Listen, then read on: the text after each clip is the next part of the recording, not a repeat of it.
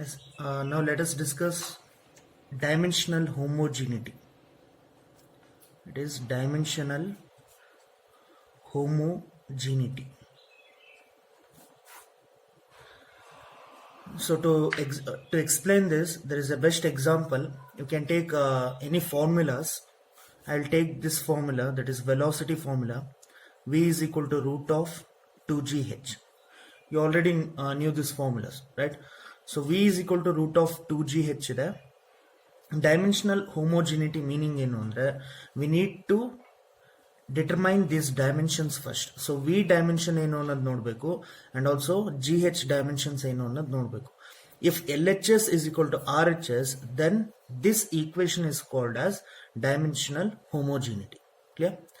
So ಇಲ್ಲಿ ನಾವೀಗ velocity ಇದನ್ನ dimensions ನೋಡಬೇಕು ಅಂದ್ರೆ what is velocity? It is in meter per second ಅಲ್ಲಿ ಇರುತ್ತೆ. So meter ಅಂದ್ರೆ ಏನು? Meter is given by length, that is MLT ಲಿ ಯಾವ್ದಿರ್ಬೇಕು? L ಇರಬೇಕು. ಮೀಟರ್ ಪರ್ ಸೆಕೆಂಡ್ ಅಂದ್ರೆ L by T ಆಗುತ್ತೆ. ಸೊ L by T ಬದಲು ನಾನು L into T power -1 ಅಂತ ಹೇಳ್ಬೋದು, ರೈಟ್? ಸೊ LHS ಏನಾಯ್ತು? L into T power -1 ಆಯ್ತು. That is equal to root ಇದೆ root 2 is a non-dimensional number, right? So GH ನ consider ಮಾಡೋಣ. G ಅಂದ್ರೆ ಏನು? Acceleration due to gravity, that is nothing but G, right? So ಈ G ನ ನಾನೀಗ acceleration due to gravity ಅಂದ್ರೆ ಏನು? ಯೂನಿಟ್ ಏನು? ಮೀಟರ್ ಪರ್ ಸೆಕೆಂಡ್ ಸ್ಕ್ವೇರ್ ಅಲ್ಲಿ ಇರುತ್ತೆ. ಸೊ ಮೀಟರ್ ಅಂದ್ರೆ L, ಸೆಕೆಂಡ್ ಸ್ಕ್ವೇರ್ ಅಂದ್ರೆ ಏನು? T power -2. ಸೊ ಇದು L into T ಪವರ್ -2 ಇದೆ. H ಅಂದ್ರೆ ಏನು? H is nothing but height ಅಥವಾ ಸಮ್ ಡಿಸ್ಟೆನ್ಸ್ ಅಂತ ಹೇಳ್ಬೋದು. ಸೊ ಹೈಟ್ ಅಂತ ಕನ್ಸಿಡರ್ ಮಾಡ್ಕೊಂಡ್ರೆ it is will be in meter. So it is L into L. So root ಇದೆ, ರೂಟ್ ಕನ್ಸಿಡರ್ ಮಾಡ್ಕೊಳ್ಳಿ. So L into T power -1 that is equal to root of L square T power -2 ಇದೆ. So ಈಗ ಈ root ನ ನಾನು ತೆಗೆದ್ರೆ ಏನಾಗುತ್ತೆ? Root of L square ಏನು? L. Root of T power -2 ಏನು? ರೂಟ್ ಆಫ್ T ಪವರ್ -2 ಯಾವ ತರ ಬರುತ್ತೆ ಅಂದ್ರೆ root of 1 divided by T square ಆಗುತ್ತೆ, right? So root of 1 divide by 2 square ಅಂದ್ರೆ ಏನು? 1 by T or L into root of ಬರಲ್ಲ, root of 1 by T square ಇರುತ್ತೆ, ಅದು 1 ಬೈ T ಆಗುತ್ತೆ. So L into T power -1. So equation ಏನಿದೆ? LHS is equal to RHS ಆಯ್ತು dimensions ಅಲ್ಲಿ.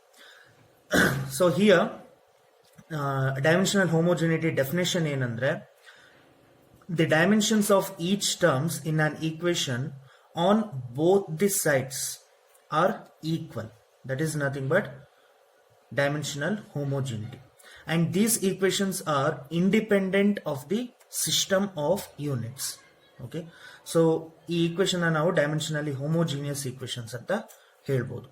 Okay, so method of next topic ಬಂದ್ರೆ method of dimensional analysis. Methods ಬಂದು there are two methods for dimensional analysis. One is Rayleigh method. It is Raleigh's method. This is the first one, and the second one is Buckingham's pi theorem method. Okay, so first one Raleigh's method, second one Buckingham's pi theorem method. So first we explain the Raleigh's method. So first Raleigh's method ನೋಡೋಣ.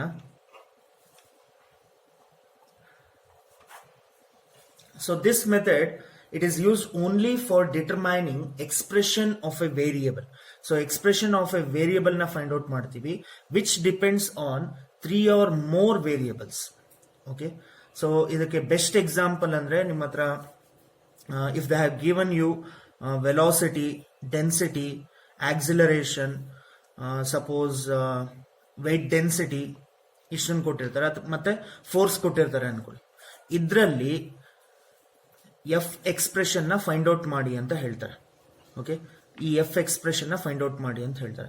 So ಈ F expression ನ ನೀವು find out ಮಾಡಬೇಕಂದ್ರೆ ಈ F ಏನಾಗುತ್ತೆ? It is a independent variable. Okay. So ಇದು dependent variable ಆಗುತ್ತೆ, sorry ಇದು dependent variable, these are independent variables ಆಗುತ್ತೆ, ಆಯ್ತಾ. So F is equal to ನಾನು ಎಕ್ಸ್ಪ್ರೆಷನ್ ಫೈಂಡ್ ಔಟ್ ಮಾಡಬೇಕಾದ್ರೆ ಈ 4 ಇದರಲ್ಲಿ ಎಕ್ಸ್ಪ್ರೆಷನ್ ನ ಬರಿಬೇಕಾಗತ್ತೆ, ಯಾವ ತರ ಬರುತ್ತೆ ಆ ತರ. ಓಕೆ. ಸೊ ಇದನ್ನ ನಾವು ರ್ಯಾಲಿಸ್ ಮೆಥಡ್ ಮತ್ತೆ ಬಕಿಂಗ್ಹ್ಯಾಮ್ಸ್ ಪೈ ಥಿಯರಮ್ ಅಲ್ಲಿ ಹೇಳ್ತೀವಿ. ಸೊ ಇಲ್ಲಿ ಎಫ್ ಏನು, ಯಾವ್ದನ್ನ ಫೈಂಡ್ ಔಟ್ ಮಾಡ್ತೀವಿ that is nothing but dependent variable, ಯಾವ್ದನ್ನ ಎಕ್ಸ್ಪ್ರೆಷನ್ ಅಲ್ಲಿ ಯೂಸ್ ಮಾಡ್ಕೋತೀವಿ ಅದನ್ನ ನಾವು ಇಂಡಿಪೆಂಡೆಂಟ್ ವೇರಿಯಬಲ್ಸ್ ಅಂತ ಹೇಳ್ತೀವಿ. ಸೊ ನಾವು ಈಗ ನಾನು ಕನ್ಸಿಡರ್ ಮಾಡ್ಕೊಂಡ್ರೆ if x is a variable ಅಂತ ಹೇಳ್ತೀನಿ, ಎಕ್ಸ್ ನ ನಾನು ವೇರಿಯಬಲ್ ಅಂತ ಹೇಳ್ಕೊತೀನಿ, and this x is depending on, ಈಗ ಇಲ್ಲಿ ಹೇಳಿದ್ನಲ್ಲ ಎಫ್ ಇಸ್ ಡಿಪೆಂಡಿಂಗ್ ಆನ್ ಇದಾಗ್ತಿತ್ತು, ಅದೇ ತರ x is depending on x1, x2, x3 and x4 ಅಂತ ಹೇಳ್ಕೊತೀನಿ, ಅಥವಾ x3 ಸ್ಟಾಪ್ ಮಾಡ್ತೀನಿ. So x is depending on x1, x2, x3 ಇದೆ. ಸೊ ಮ್ಯಾಥಮೆಟಿಕಲಿ ನಾನು ಇದನ್ನ ಬರೆಯೋದಾದ್ರೆ ಯಾವ ತರ ಬರೀಬಹುದು, x is equal to f of x1, x is a function of x1, x2, x3 ಅಂತ ಬರೀಬಹುದು. ಸೊ ಈ ಈಕ್ವೇಶನ್ ನಾನು ಇನ್ನೊಂದ್ ತರ ಬರೀಬಹುದು, ಫಂಕ್ಷನ್ ಅಂತ ಹೇಳಿದಿನಲ್ಲ ಇದನ್ನ ಕಾನ್ಸ್ಟೆಂಟ್ ಕನ್ವರ್ಟ್ ಮಾಡ್ಕೋಬಹುದು. ಅಂದ್ರೆ x is equal to k, ಅಂದ್ರೆ k is nothing but constant here. Okay. So x1 power a, x2 power b, x3 power C ಅಂತ ಬರೀಬಹುದು. Okay. Where a B c ಇದೇನಿದೆ ಇದು ಪವರ್ಸ್ ಅಷ್ಟೇ, ಆರ್ಬಿಟ್ರರಿ ಪವರ್ಸ್ ಅಂತ ಹೇಳ್ತೀವಿ, power of that independent variable ಅಷ್ಟೇ. ಸೊ ಈ values of a B c ಇದೆಯಲ್ಲ, ಇದು ಯಾವ ತರ ನಾವು ಇದ್ ಮಾಡಬೇಕು ಕಂಡುಹಿಡಿಬೇಕು ಅಂದ್ರೆ we need to find out this by comparing the powers of fundamental dimensions.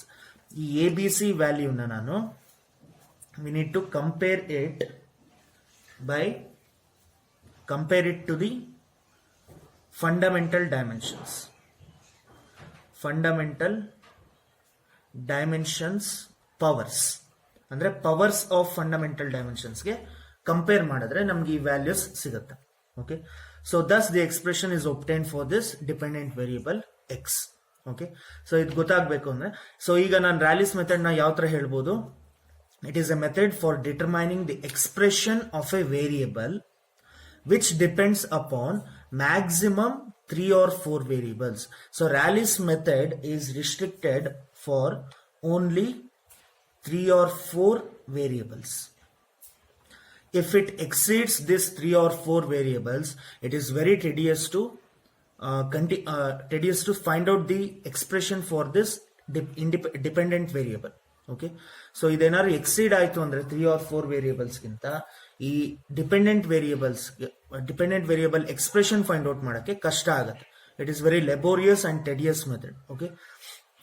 So for that we need to go for Buckingham's pi theorem, ಆಯ್ತಾ. 3 or 4 ವೇರಿಯಬಲ್ಸ್ ಗಿಂತ ಎಕ್ಸೀಡ್ ಆಗ್ತಿದೆ ಅಂದ್ರೆ, and if these number of independent variables, ಅದನ್ನೇ ಹೇಳ್ತಾರೆ, if these number of independent variables exceeds 4 variable, then it will be considered for Buckingham's pi theorem.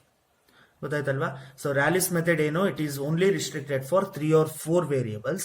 ಇದನ್ನ ಯಾವ ತರ find out ಮಾಡ್ತೀವಿ, ಒಂದು ಡಿಪೆಂಡೆಂಟ್ ವೇರಿಯಬಲ್ ನ is a function of all the independent variables ಅಂತ ಬರ್ಕೋತೀವಿ. ಸೊ ಫಂಕ್ಷನ್ ಅಂತ ಬರದ್ಮೇಲೆ ಆ ಫಂಕ್ಷನ್ ನ ತೆಗೆದ್ಮೇಲೆ ಕಾನ್ಸ್ಟೆಂಟ್ ಅಂತ ಬರ್ಕೋತೀನಿ. ಸೊ ಆ ಕಾನ್ಸ್ಟೆಂಟ್ ನ ಕೆ ಅಥವಾ ನಿಮ್ಮ ಯಾವ ಟರ್ಮ್ಸ್ ಅಲ್ಲಿ ಇದೆ ಆ ತರ ಬರ್ಕೊಳ್ಳಿ. ಸೊ ಅಲ್ಲಿ x1, x2, x3 ಅದ್ರ ಬದಲು ವೆಲಾಸಿಟಿ, ಆಕ್ಸಿಲರೇಷನ್ ಏನಾದ್ರು ಇರುತ್ತೆ ಅದನ್ನ ಬರ್ಕೋಬೇಕಾಗತ್ತೆ, ಆಯ್ತಾ. ಅದ್ರ ಪವರ್ ಸಬ್ಸ್ಟಿಟ್ಯೂಷನ್ ಮಾಡಿ, ಅಂದ್ರೆ ಎ ಬಿ ಸಿ ಏನಿರುತ್ತೆ ಅದನ್ನ ಸಬ್ಸ್ಟಿಟ್ಯೂಷನ್ ಮಾಡ್ಕೊಳ್ಳಿ. ಈ A B C value find out ಮಾಡೋದು ಹೇಗೆ ಅಂದ್ರೆ we need to compare it to the fundamental dimensions. Okay. ಇದ್ರದ್ದು ಒಂದು ಪ್ರಾಬ್ಲಮ್ ಸಾಲ್ವ್ ಮಾಡೋಣ. It is very easier. So ಇದು ಒಂದು problem, find the expression for power P. Find the expression for power P developed by a pump when P, power P depends on, problem ಕೊಟ್ಟಿರೋದಿಂಗೆ, depends on head capital H, discharge capital Q and specific weight W of the fluid ಅಂತ ಹೇಳಿದ್ದಾರೆ. So ನಾವು ಯಾವ್ದ್ರದ್ದು expression find out ಮಾಡಬೇಕು, P expression ಮಾಡಬೇಕು. As I said in the theory, ಏನ್ ಮಾಡ್ಬೇಕು ಈಗ first ನಾನು ಡಿಪೆಂಡೆಂಟ್ ವೇರಿಯೇಬಲ್ ಯಾವ್ದಿಲ್ಲಿ P is your dependent variable. ಯಾಕೆ ಡಿಪೆಂಡೆಂಟ್ ವೇರಿಯೇಬಲ್ ಅಂತ ಹೇಳ್ತಾ ಇದ್ದೀನಿ? Because it is the characteristic which you need to find out the expression for. Okay, so ಈ ಪವರ್ಗೆ ನೀವು ಎಕ್ಸ್ಪ್ರೆಷನ್ ನ ಫೈಂಡ್ ಔಟ್ ಮಾಡಬೇಕಾಗಿದೆ. So we need to call this as dependent variable. Okay, so ಈ this P is equal to ಏನಂತ ಬರ್ಕೋಬೇಕು? Function of independent variables. Independent variables ಯಾವ್ದಾವ್ದಿದೆ? H, Q, W ಅಂತ ಬರೀಬೇಕು. Okay, so this is the first step. ಇದಾದ್ಮೇಲೆ ನಾನು ಏನ್ ಮಾಡ್ಕೋತಿದ್ದೀನಿ? ಕಾನ್ಸ್ಟೆಂಟ್ ನ ಬರ್ಕೋತಾ ಇದ್ದೀನಿ. So P is equal to ಏನಾಯ್ತು? K into H power A, Q power B, W power C ಅಂತ ಬರೀಬಹುದು. ಸೊ ವೇರ್ ಕೆ ಅಂದ್ರೇನು? It is a constant or non dimensional constant ಅಂತ ಹೇಳ್ಬೋದು. ಈ ಕೆಗೆ ಡೈಮೆನ್ಷನ್ ಇಲ್ಲ. ಓಕೆ, ನಾನ್ ಡೈಮೆನ್ಷನಲ್ ಕಾನ್ಸ್ಟೆಂಟ್ ಅಂತ ಹೇಳ್ಬೋದು. ಈಗ before solving this we need to find out the dimensional quantities of P, H, Q and W. Okay, so first power ನ find out ಮಾಡೋಣ. ಪವರ್ ಅಂದ್ರೆ ಏನು? ನಾ ಆಲ್ರೆಡಿ ಅಲ್ಲಿ ಹೇಳಿದ್ದೀನಿ, ನಾನು ಈಗ ಡೈರೆಕ್ಟ್ ಆಗಿ ಬರೀಬಹುದು. ಇದೊಂದು ಪ್ರಾಬ್ಲಮ್ಗೆ ಈ ತರ ಸಾಲ್ವ್ ಮಾಡ್ತೀನಿ, ನೋಡ್ಕೊಳ್ಳಿ. ಸೊ ಪವರ್ ಏನಾಗುತ್ತೆ? ಪವರ್ ಅಂದ್ರೆ ಏನು? ವ್ಯಾಟ್ಸ್. ವ್ಯಾಟ್ಸ್ ಅಂದ್ರೆ ಏನು? Joule per second. Joule per second, joule ಅಂದ್ರೆ ಏನು? ನ್ಯೂಟನ್ ಮೀಟರ್ ಪರ್ ಸೆಕೆಂಡ್ ಅಲ್ವಾ? ನ್ಯೂಟನ್ ಅಂದ್ರೆ ಏನಂತ ಹೇಳಿದೀನಿ? ಬೈಹೆಟ್ ಹೊಡಿರಿ ಅಂದಿದೆ. ನ್ಯೂಟನ್ ಅಂದ್ರೆ ml t power -2 into meters ಅಂದ್ರೆ ಎಲ್, ಸೆಕೆಂಡ್ ಅಂದ್ರೆ ಟಿ. ಸೊ ಪವರ್ ಡೈಮೆನ್ಷನ್ಸ್ ಏನಾಗುತ್ತೆ? ml² t ಪವರ್ -3 ಆಗುತ್ತೆ. ಈ ಟಿ ಇದ್ದಿದ್ದು ಟಿ ಪವರ್ -1 ಆಗಿ ನ್ಯೂಮರೇಟರ್ಗೆ ಹೋಗುತ್ತೆ. So ml² t power -3 is the power. Next head. Head ಅಂದ್ರೆ ಏನು? ಎಸ್ ಐ ಯೂನಿಟ್ ಏನು? It is in metres. So metres ಅಂದ್ರೆ ಯಾವ್ದ್ರಲ್ಲಿ ಬರೀತೀರಾ? Capital L. So H is equal to capital L. ಇದಾದ್ಮೇಲೆ ನೆಕ್ಸ್ಟ್ ಏನಿದೆ? ಡಿಸ್ಚಾರ್ಜ್ ಇದೆ. ಡಿಸ್ಚಾರ್ಜ್ ಏನು? ಮೀಟರ್ ಕ್ಯೂಬ್ ಪರ್ ಸೆಕೆಂಡ್ ಇದೆ. ಮೀಟರ್ ಕ್ಯೂಬ್ ಅಂದ್ರೆ ಏನು? ಎಲ್ ಕ್ಯೂಬ್ ಅಂತ ಬರೀಬೇಕು. ಸೆಕೆಂಡ್ ಅಂದ್ರೆ ಟಿ ಬರೀಬೇಕು. ಡಿವೈಡ್ ಬೈ ಟಿ ಇದೆ. ಸೊ L³ t ಪವರ್ -1 ಆಗುತ್ತೆ. ನೆಕ್ಸ್ಟ್ ಸ್ಪೆಸಿಫಿಕ್ ವೆಯ್ಟ್ ಇದೆ. ಸ್ಪೆಸಿಫಿಕ್ ವೆಯ್ಟ್ ಅಂದ್ರೆ ಏನು? Weight density. ವೆಯ್ಟ್ ಡೆನ್ಸಿಟಿ ಏನು? Unit newton per metre cube. ನಿಮ್ಗೆ ಈ ಡೈಮೆನ್ಷನ್ಸ್ ನೆನಪಿರ್ಬೇಕು ಅಂದ್ರೆ you need to by heart the SI units. SI units ನಿಮಗೆ ನೆನಪಿದ್ರೆ ಮಾತ್ರ ಡೈಮೆನ್ಷನ್ಸ್ ನ ಬರೆಯೋಕ್ಕಾಗೋದು. So newton per metre cube ಇದೆ. ಈ ನ್ಯೂಟನ್ ಅಂದ್ರೆ ಏನು? It is in ml t power -2 divide by L³ ಇದೆ. ಇದೇನಾಗುತ್ತೆ ಈಗ? ml power -2 t power -2. Correct ಅಲ್ವಾ? ಸೊ ಈ ಇಷ್ಟು ಎಕ್ಸ್ಪ್ರೆಷನ್ ನ ಡೈಮೆನ್ಷನ್ಸ್ ನ ನಾನು ಈಕ್ವೇಶನ್ ಯೂಸ್ ಮಾಡ್ತೀನಿ. ಈಕ್ವೇಶನ್ ನಂಬರ್ 1 ಗೆ ಯೂಸ್ ಮಾಡ್ತಾ ಇದ್ದೇನೆ. ಓಕೆ, ಸೊ ಪವರ್ ಈಕ್ವೇಶನ್ ಏನಿದೆ? ಏನು power equation?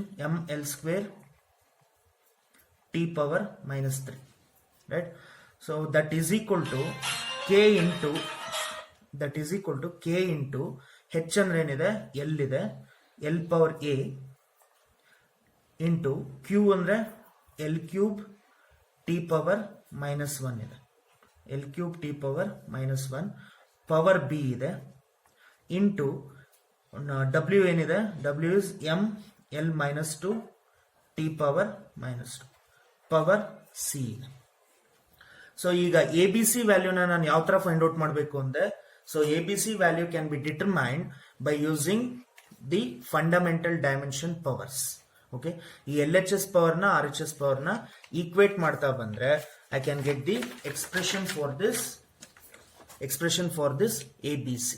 Okay, so equation ಏನಿದೆ ನಾನು ಮತ್ತೆ ಬರಿತೀನಿ ಇಲ್ಲಿ.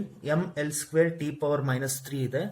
That is equal to k into L power A, L³ t power -1 B ಇದೆ.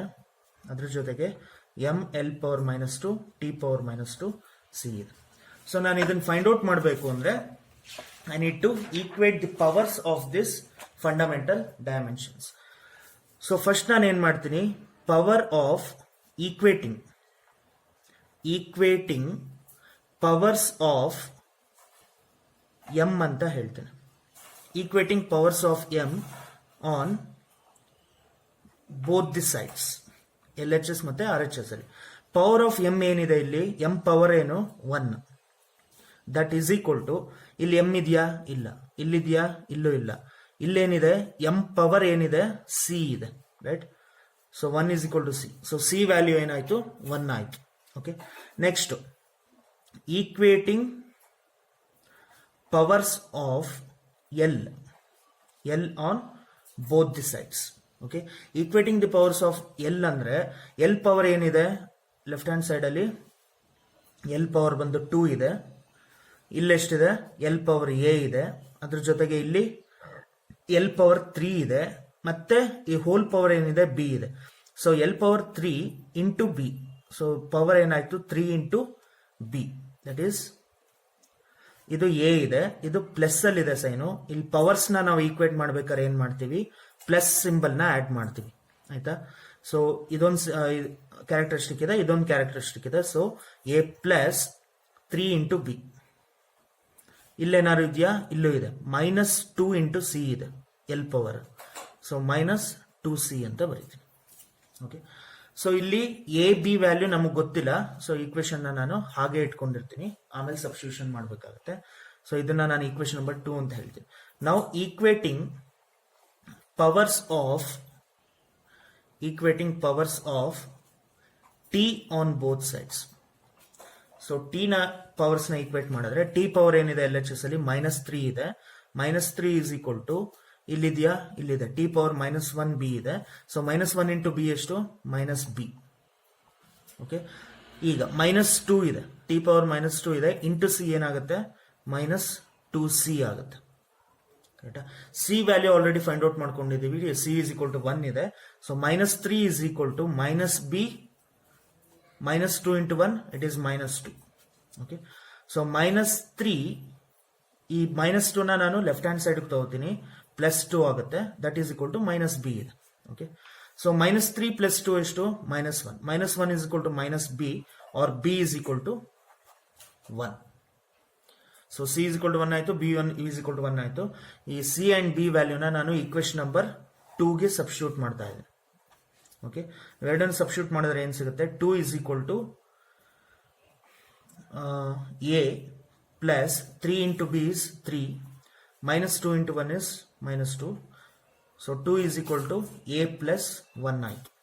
R a is equal to ಏನ್ ಬರೀಬಹುದು, 2 - 1, or a is equal to 1. So ಈಗ ಈಕ್ವೇಶನ್ಸ್ ಎಲ್ಲ ಗೊತ್ತಾಗಿದೆ. ನಾವು substituting ABC values in equation 1.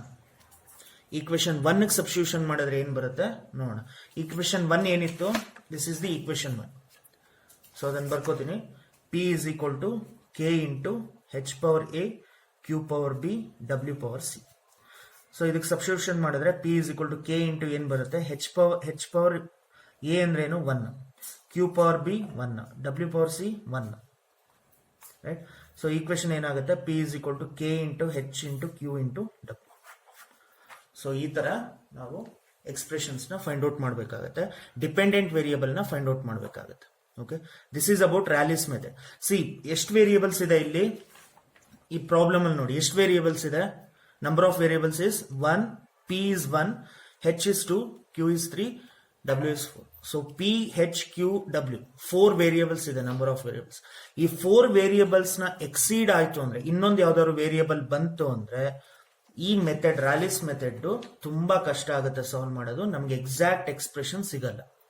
Okay, for that that's why we need to go for Buckingham's pi theorem, and we will discuss this in the next video. Thank you.